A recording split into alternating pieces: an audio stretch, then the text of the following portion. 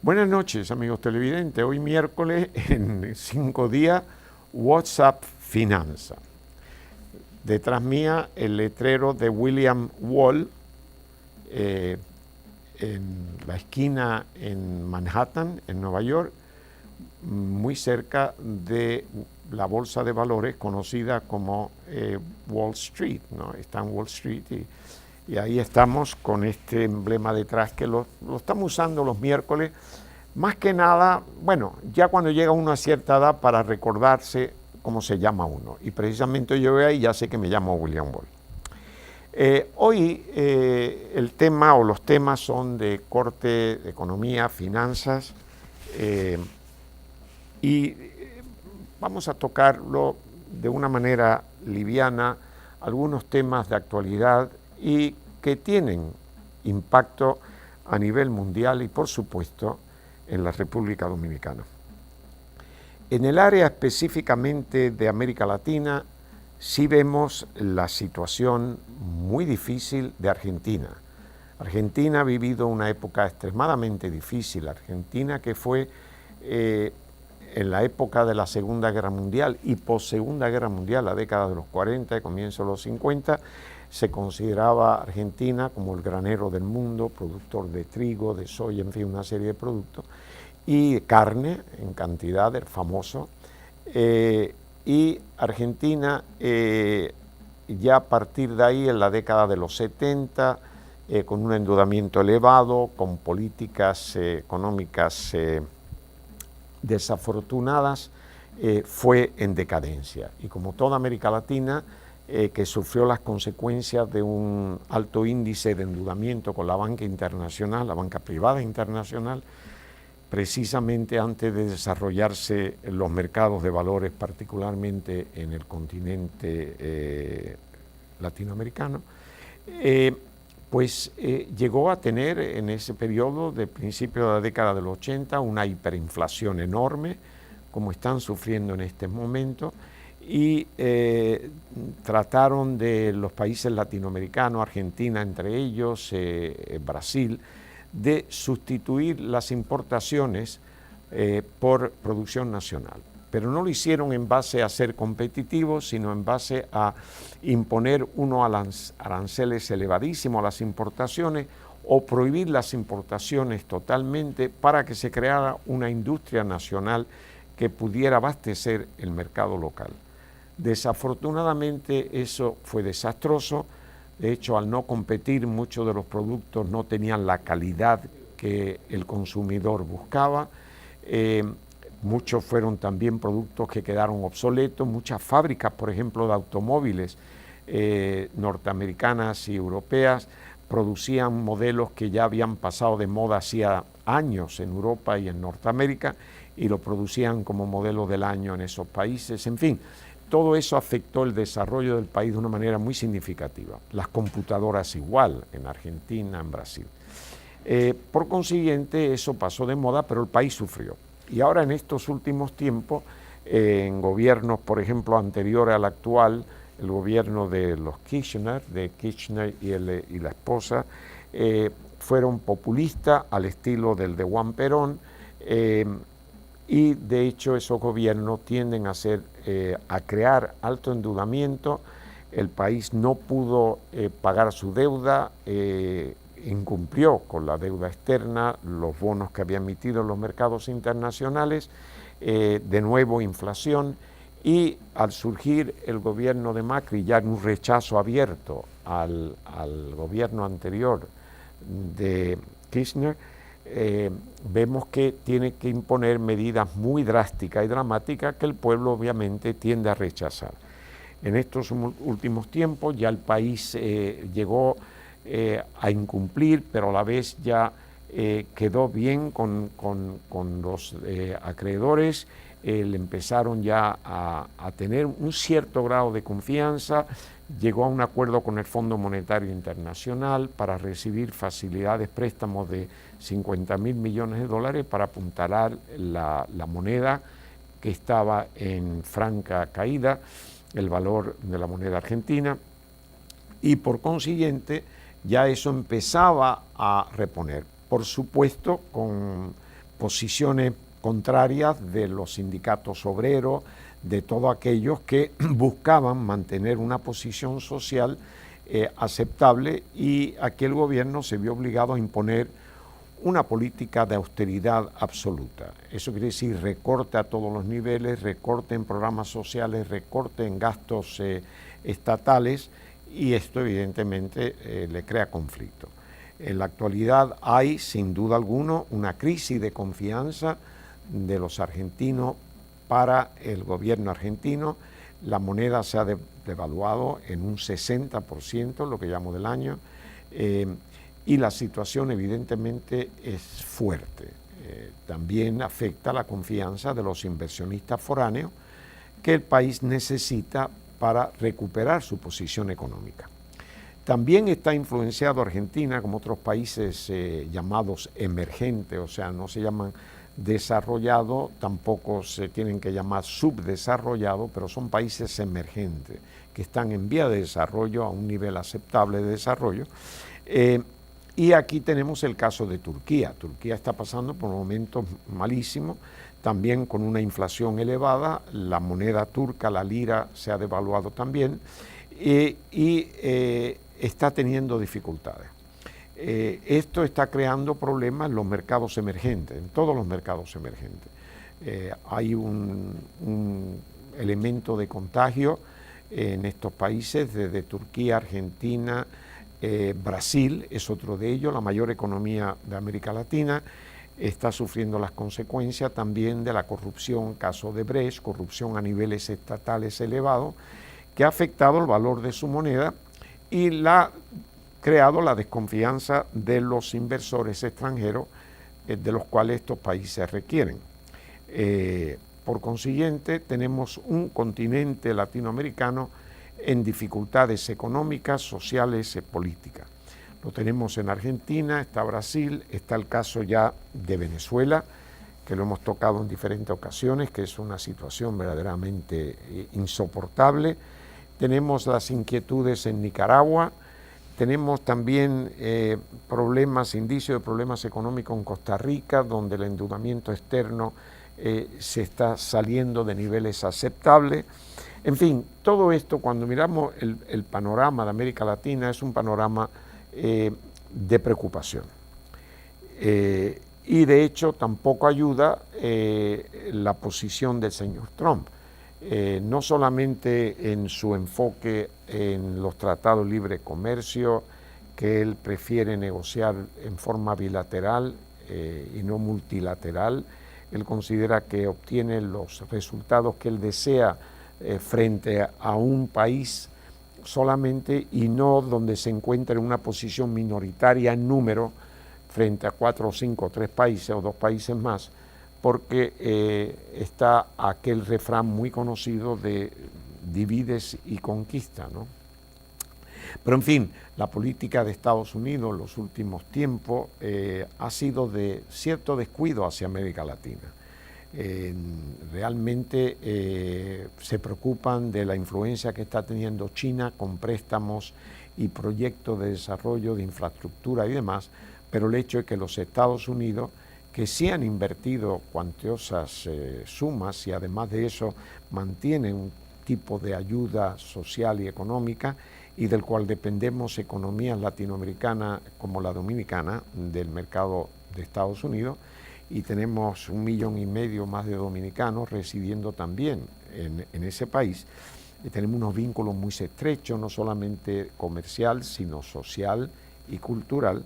El hecho es que ha habido un índice de abandono. Tenemos una nueva embajadora de los Estados Unidos, esperemos que esto haga que los vínculos sean no solamente más estrechos, sino también que se aclaren las posibles o potenciales diferencias que pueda existir entre Estados Unidos y República Dominicana, y que esto se dirima en un ambiente amistoso, un ambiente que no tiene que ser ni siquiera abierto, en privado, mantener una política en común, que los intereses coincidan y de respeto mutuo en todo momento.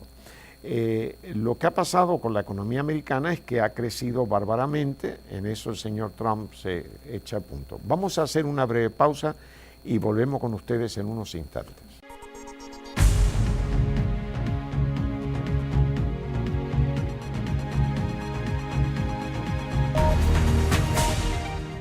Me gusta cuando amanece, cuando me gustas. Juegas tu mar, tu cielo, me gusta todo en ti, me gusta. República Dominicana, me gusta como eres, me gusta tu belleza y todo lo que tiene Dominicana. Me gusta como eres y toda su belleza, cabe los brazos de Dominicana. República Dominicana lo tiene todo.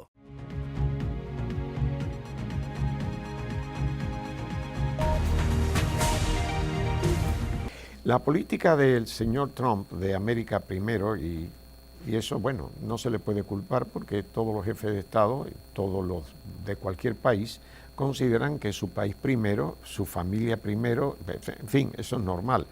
Pero la cuestión es que también hay que convivir y ceder y compartir y no imponer un criterio por la fuerza, fundamentalmente. El hecho es que el éxito en Estados Unidos, la bolsa de valores, los índices han batido récord. El Dow Jones superó los 26.000 puntos, que eso es un récord. Los otros índices también. Si vemos, por ejemplo, una idea, ¿no? Si vemos el hecho de qué ha pasado en los índices de los Estados Unidos, vemos, por ejemplo, que el Dow, en lo que lleva del año, los valores del Dow, las 30 compañías que se cotizan en el Dow industrial, han subido en un año, en un periodo de un año, digamos de agosto a agosto, un 18%. El Standard & Poor's de 500 compañías, que es el índice más representativo del mercado de capitales de los Estados Unidos, ese ha subido 17%. Y el Nasdaq, que es la bolsa electrónica de productos de empresas, mejor dicho, de alta tecnología, como Apple, Google, en fin, todo el .com, ese ha subido casi 27%. Cuando hablamos de subir, quiere decir que el valor de esas acciones en un año, en el caso de Nasdaq, han subido un 27%. O sea, el que compró una acción hace un año de una de estas compañías, este es el promedio, por supuesto, pero habrán algunas que han crecido más, otras menos, pero el promedio. Se puede invertir, por ejemplo, en el índice, y si se ha invertido en esos índices, no solamente ha recibido el inversor el beneficio de pago de dividendos, sino que también la acción, el valor de su acción, de su inversión, ha subido en estas empresas por ese valor extraordinario, pero extraordinario. Si comparamos, por ejemplo, con Europa, vemos que, para dar una idea, que el Londres, el FTSE de la Bolsa de Valores ha subido menos del 1%, igualmente el DAX en Alemania.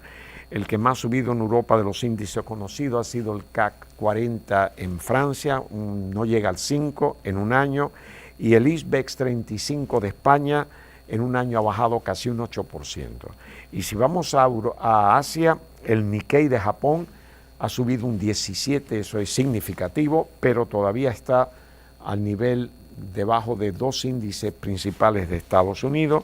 En Hong Kong, que siempre ha sido uno de los mercados mayores del mundo y muy importante y de crecimiento acelerado, sobre todo en la época de alto crecimiento de China, solamente no llega al 1%, 0,84 en un año, y el CSI 300, que es las empresas que se cotizan en Shanghái y en Shenzhen, ha bajado casi un 13% en ese periodo de un año.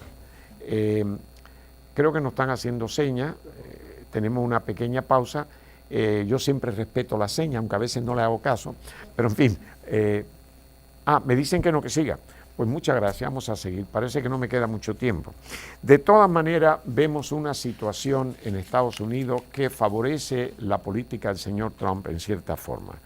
El euro $1.15 se ha mantenido ahí, la libra esterlina bajó a 1.28 y el canadiense está en 1.30, también afectados por el hecho de que así como Estados Unidos ha llegado a un acuerdo en el Nasdaq, en el TLCAN, el Tratado de Libre Comercio de América del Norte, no lo ha hecho con Canadá. Canadá se ha negado a aceptar las condiciones y Canadá se debe, su diferencia grandemente, digamos Canadá y México, Estados Unidos se ha concentrado mucho en obtener beneficio en la industria automovilística. Por ejemplo, le impuso a México que para los productos, los carros que ellos ensamblan en México y vendan a Estados Unidos, el salario de los trabajadores en esas empresas tiene que partir de $16 la hora y no 8, como es el promedio en toda la industria automovilística. Esto es para equilibrar un poco con los salarios de Estados Unidos, aunque todavía queda muy bajo. Y también que tienen que tener un porcentaje de componentes fabricados en México o en Estados Unidos mayor que el que han tenido hasta ahora, para equilibrar también la producción en ambos países. Ese ha sido el elemento fundamental. Para Canadá estos elementos no le afectarían aceptarlo porque ya en Canadá se gana mucho más de $16 la hora los trabajadores y con respecto a los componentes pues no creo que tampoco, porque la industria canadiense es fuerte en cuanto a la fabricación de componentes automovilísticos. El caso de Canadá es que protege y subsidia altamente el sector agrícola y muy en particular el gran conflicto con Estados Unidos, el sector lácteo. Y esto se debe a que Canadá tiene una política de consumo. Equilibra en este producto lácteo el consumo y la producción es de acuerdo al consumo y para mantener esa producción a un nivel aceptable de costo, el gobierno lo subsidia.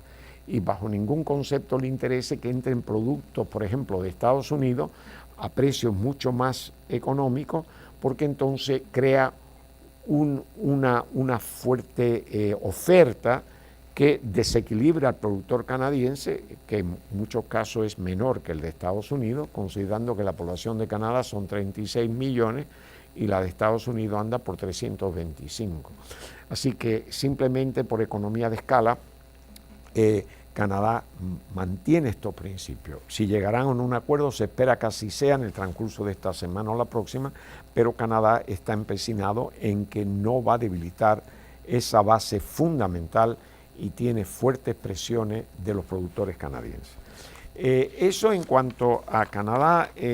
Para nosotros también tenemos el crudo. Siempre vuelvo al petróleo de una manera u otra, que el de Texas está en 69.30 y el Brent se fundamenta, se usa para los precios fuera de Estados Unidos, que es el mediano de Texas.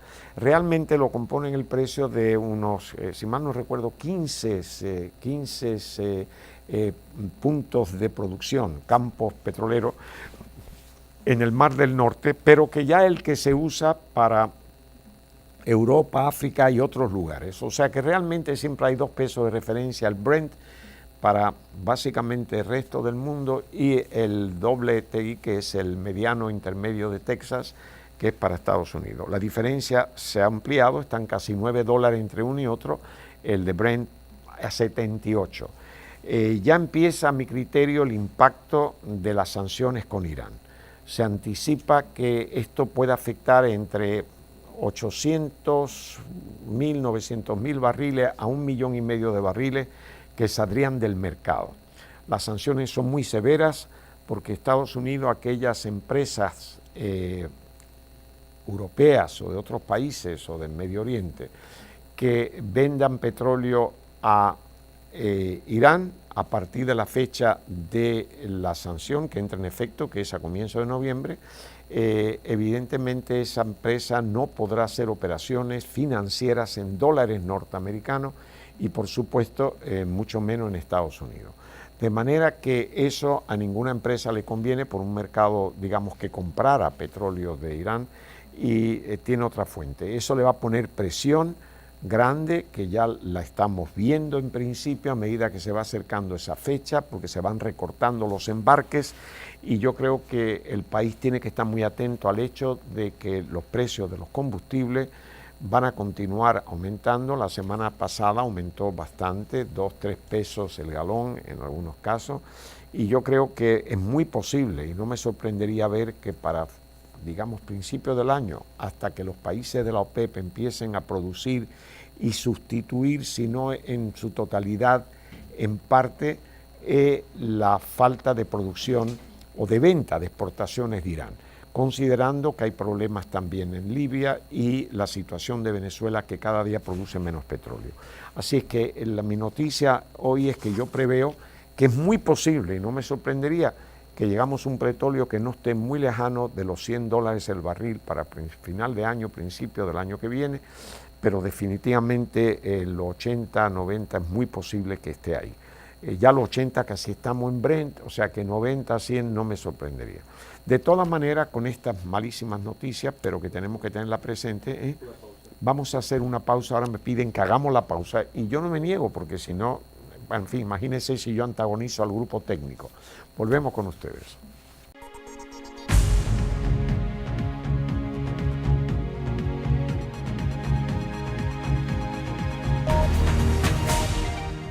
Me gusta cuando amanece, cuánto me gustas.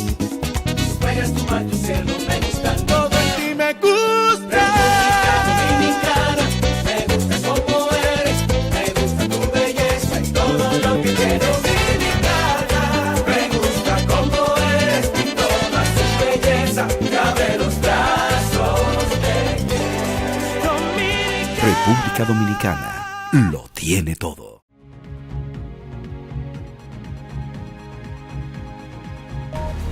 Pues hablamos de petróleo, que lo tocamos también la semana pasada, y esas noticias que nos espera de la situación. Sigue el país, evidentemente, haciendo un esfuerzo para diversificar las fuentes de energía. De hecho, Punta Catalina, en las dos fases, fin de año, principio del año que viene, es carbón. Eso es un producto que nos saca del petróleo, es más económico, y esperamos que tenga un impacto en ajustar algo la dependencia que tenemos en petróleo y los derivados, los combustibles. La situación no es muy halagüeña en estos casos y debemos ver esto.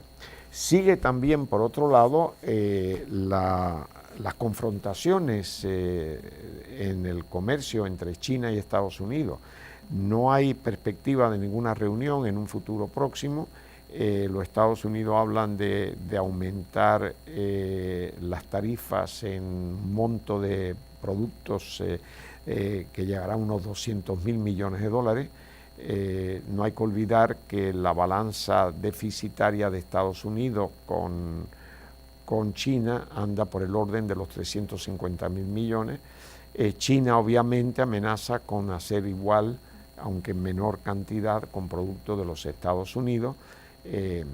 Es obvio que China importa de Estados Unidos, digamos que un poco menos de la tercera parte de lo que Estados Unidos importa de China. Es decir, Estados Unidos habla de importaciones sobre los 500.000 millones de dólares anuales, y China habla de 100 y pico de millones que importa productos como la soya y algunos productos por ejemplo, de chips, de computadoras y demás de Estados Unidos.